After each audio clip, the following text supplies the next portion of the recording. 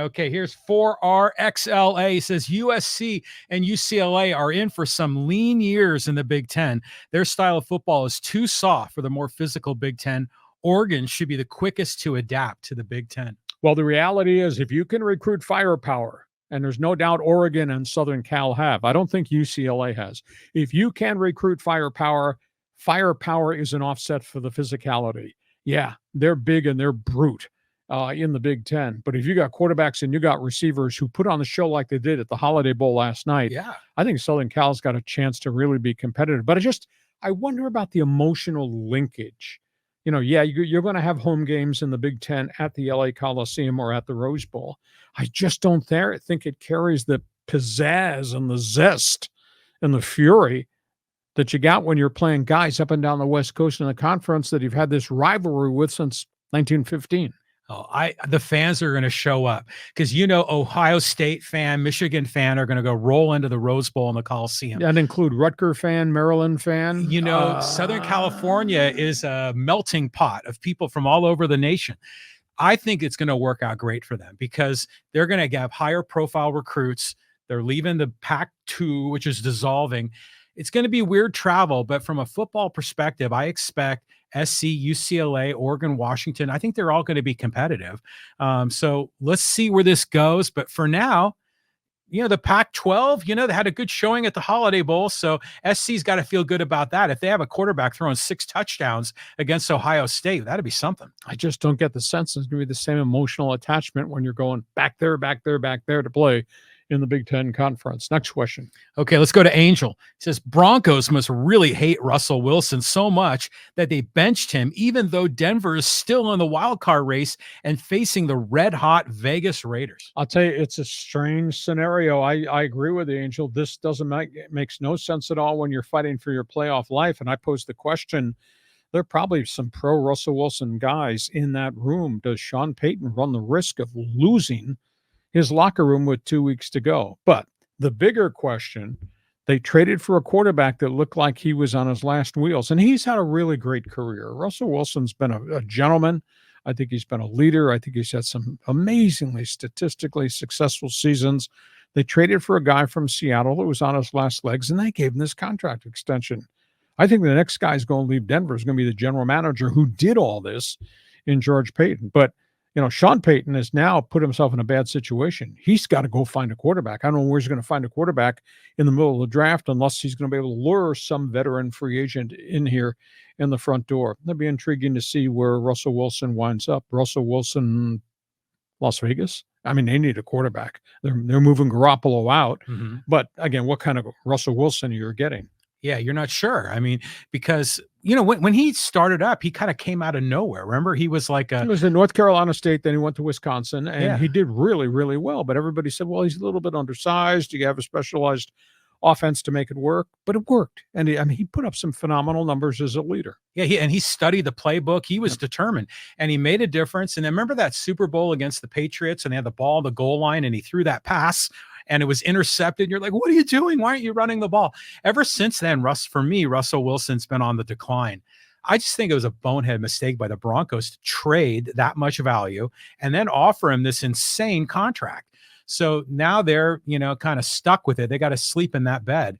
Wilson, I know the quarterback play in the NFL is just so weird. There's so many injuries in the NFL. Do you know this weekend we have 2 more backups have to start because of devastating injuries? There'll be the 59th and 60th different starting quarterbacks this season of the 32 teams. Think about it. 60 different quarterbacks about to start. There's not 60 great quarterbacks in the league. I'm sorry. I mean, you're lucky if there are 6 great quarterbacks in the NFL. We move on. Moving on. Let's go to Javier. He says the Dodgers spending over $1 billion. They're all in. Well, they are all in. The Dodger way is winning. Dodger way is drawing $4 million. Dodger way is having over $100 million on their TV contract. The other thing that's unique about the Dodgers, and I did not realize this till this morning, doing some research, Ohtani, Yamamoto, they are now the 11th and 12th Japanese-based players who signed with the Dodgers. There is an enormous legacy of their relationships with people from the Pacific Rim. I mean, We talk about the Dallas Cowboys, America's team. How about the Los Angeles Dodgers, America's team, as it relates to going to get these great players and convincing them to come here and be part of our culture? It's a phenomenal investment they made, but one is an iconic, probably Hall of Famer who's going to be a DH pitcher a year from now, and most people think he'll be back to what he was with the Halos.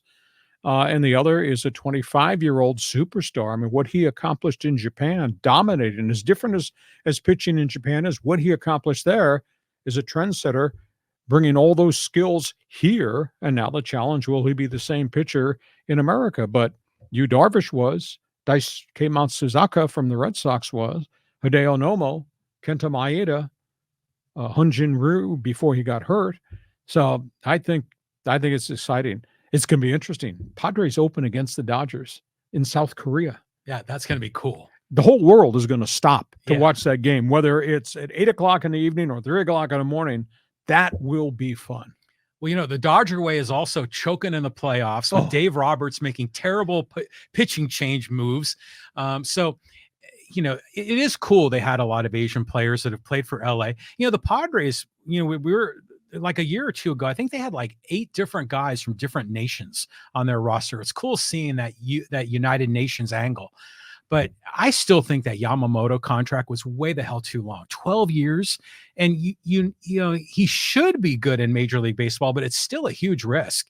Imagine if he ends up bombing out and then the Dodgers got this big anchor of a contract, kind of like Russell Wilson in Denver. Ladies and gentlemen, that came from a Giants fan. I just want you to understand the bias there before he made the statement. And if you think we've had fun talking about this, do you know who arrives next year? Ross Sasaki.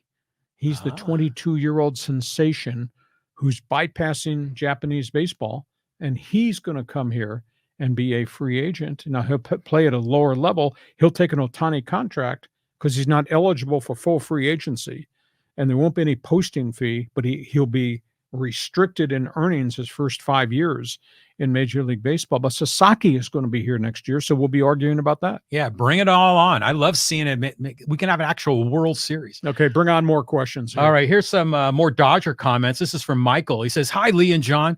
Why is Steve Garvey not in the Hall of Fame? He has the numbers and was a good ambassador for the game."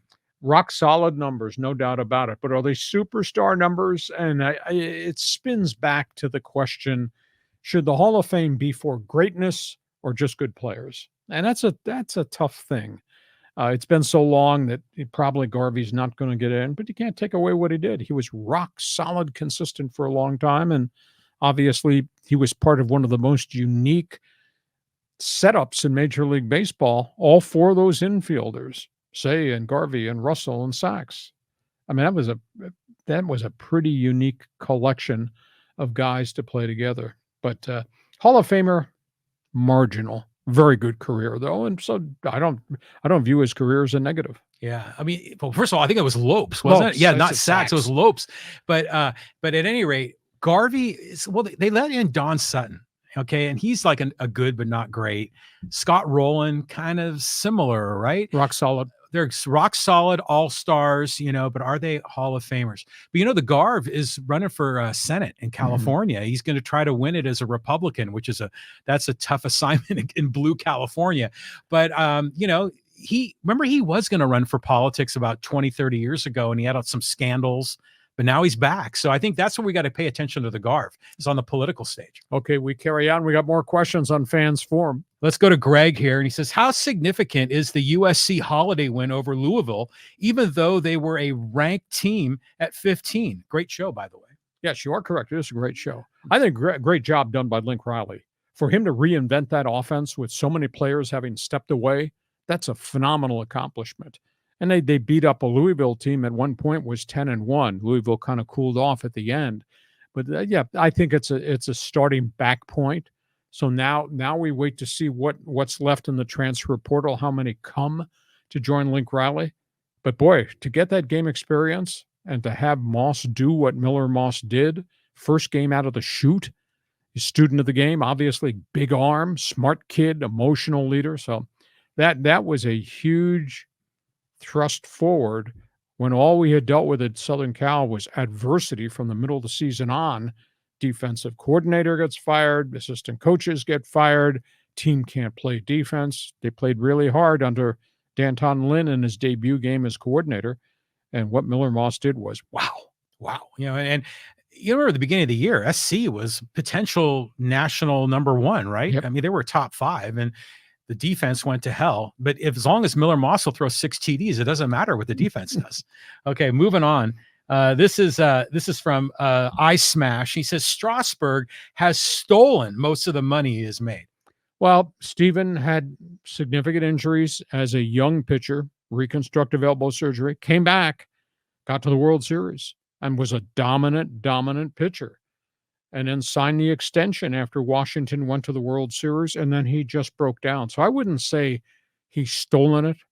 He's had 3 surgeries. He has tried everything conceivable to get back on the mound. But when you have a blood clot, and then you have shoulder woes, and they had to go in and take a rib out. So he's had 3 different surgical procedures. He's tried everything humanly possible. Contract is a contract is a contract. Now, to me, guys who can't play, some of that contract's covered by insurance. So I don't quite understand why Washington would be trying to get out of the final $105 million. But to say he stole the money, I think that's kind of unfair to the guy, because the guy tried everything he could to get back on the mound. Yeah, it's not theft. I mean, it's a contract, like you say, it is a contract. And a lot of times contracts are based on not so much the future, but your past performance. And he was the MVP of the World Series, and dude earned that. It's unfortunate the way the whole thing shook out, but I wouldn't say he was stolen. Hey, let's go over here to Emmanuel. He says, how great is Matthew Stafford if he can lead the LA Rams to the playoffs? Also, a great job by Sean McVay by getting his team this close to the playoffs. And I think you have to throw kudos also to Les Snead, the general manager. He's the one a couple of years ago wore the T-shirt, F them draft picks. Because the Rams had traded all their draft picks to go get Jalen Ramsey and all those other great veterans, etc. Yeah. Well, now he stockpiled draft picks, went into free agency with very little cap space, and he rebuilt that roster. I mean, the guys he drafted, the guys that they signed, have really panned out, and they've gotten a little bit of luck. I don't know very many teams have gotten through a whole season without devastating injuries, but the Rams have this season, as compared to past seasons where their whole offensive line was wiped out, and then Stafford got killed because they couldn't protect him, and they lost all their running backs because of injuries. So McVay's done a good job coaching them up, and obviously they've kept them on the field, and they progressively gotten better and better. So now you got Stafford, and you got the second-year running back at Notre Dame, Kyron Williams, and then obviously they found the BYU kid in Nakua, who's got 96 receptions. It's amazing. And you still got Cooper Kupp, and you got Tyler Higgs, and offensive front has stayed intact, and they're all young pups. And at the back 7 defensively, hell, I bet fans can't name who's playing in the back 7 outside of Ernest Jones and linebacker. But all those guys were guys that they found, brought in, drafted, signed as street free agents, and they're all playing well around Aaron Donald. So, are they an elite team? Are they the 49ers? No. Are the Eagles? No, I don't think so. I'm not even sure they're the Dallas Cowboys. They might be one and done, but to be one and done compared to where they were a year ago this week with 5 wins, tremendous accomplishment. McVay's done a really good job. Well, I think if the season ended, they're in, aren't they? Which is 2 weeks to go. Well, there's still 2 weeks to go. I know. And this is great this time of the year.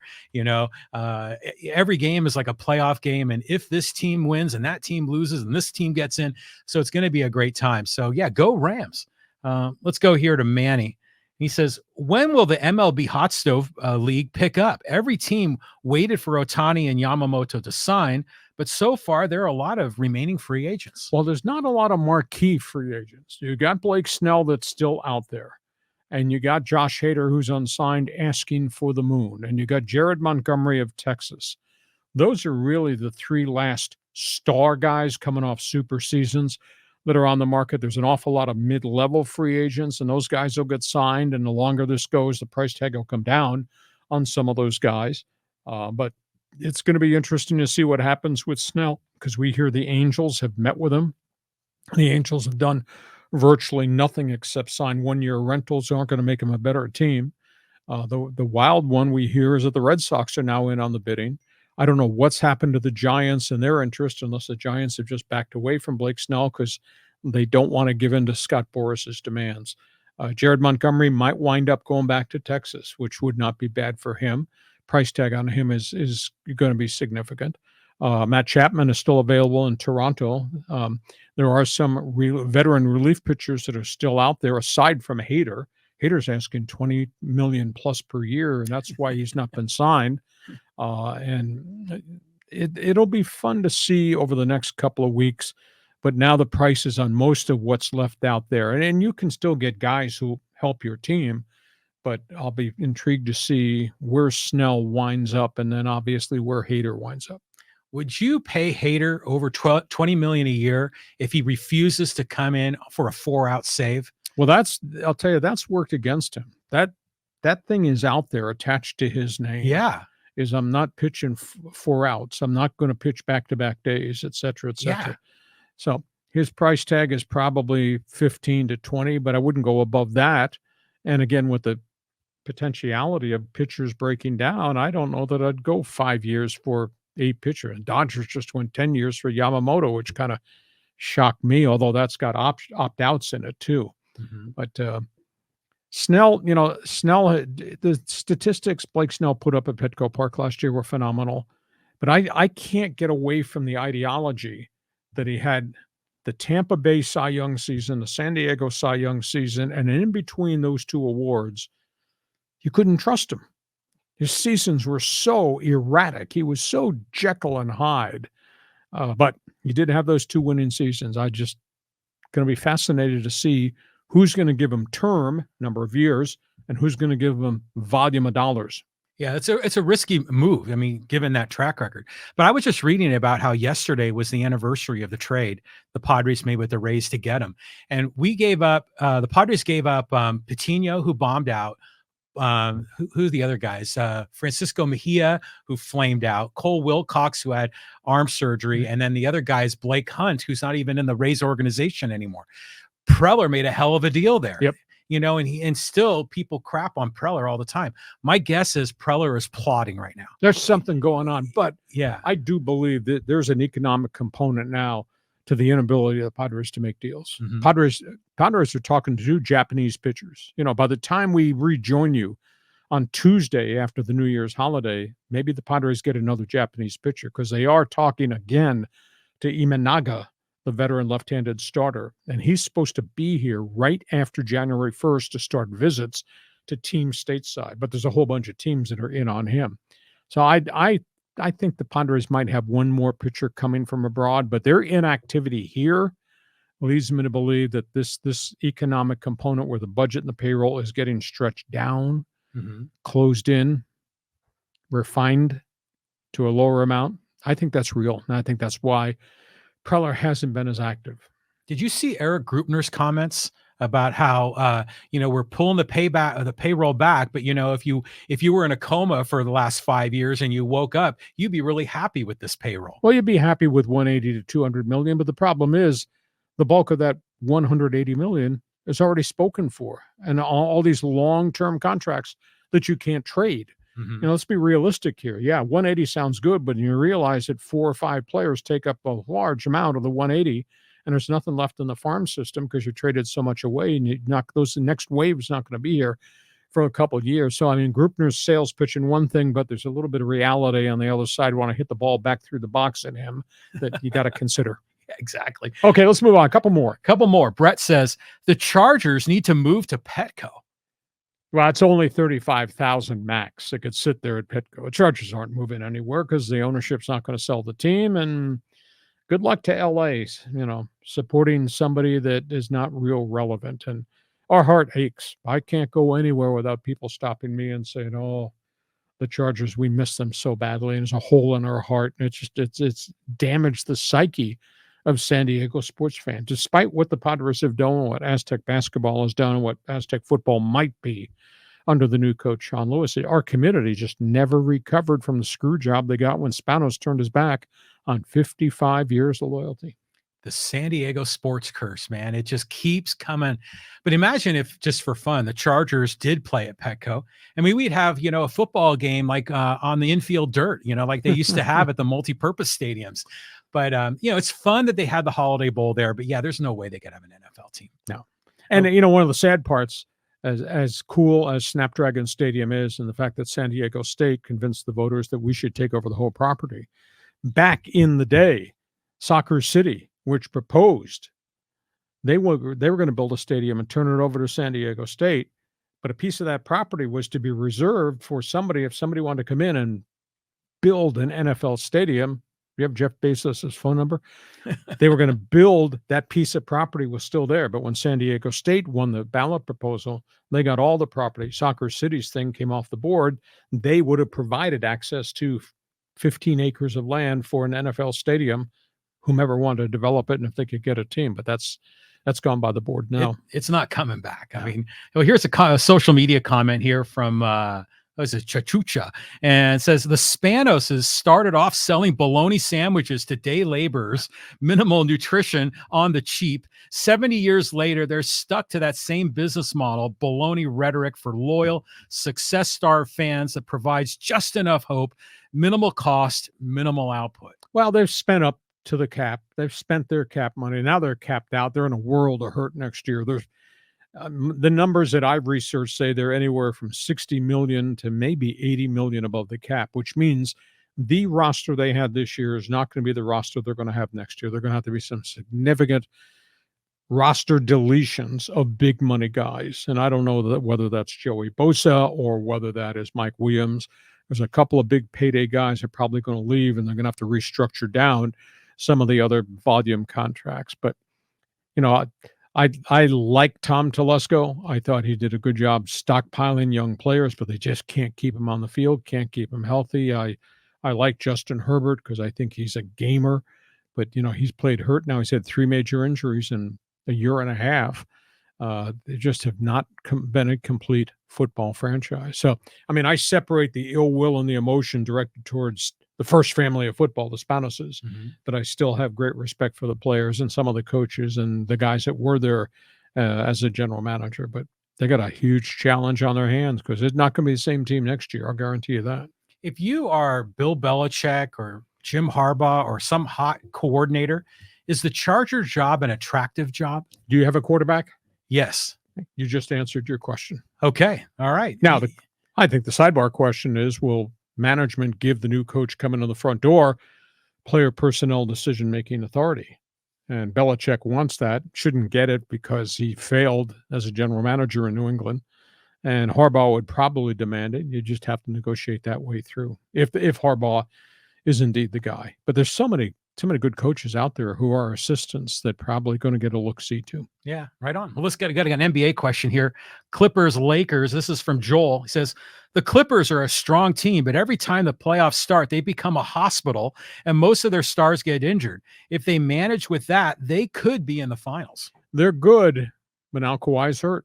Kawhi's got a hip injury. I don't know if it's a hip impingement or whether it's cartilage, and now they're down from him. Now, granted, they still have Paul George, and they do have James Harden, and they got Russell Westbrook.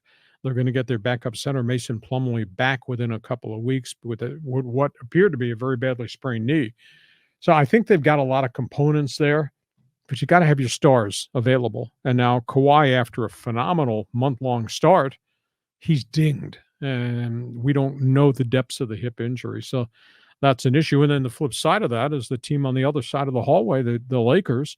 They got AD and they got LeBron, but those guys do get hurt, and they do not have the components around them that we thought were going to really be productive. They've had a bunch of nagging injuries. Gabe Vincent's just having surgery.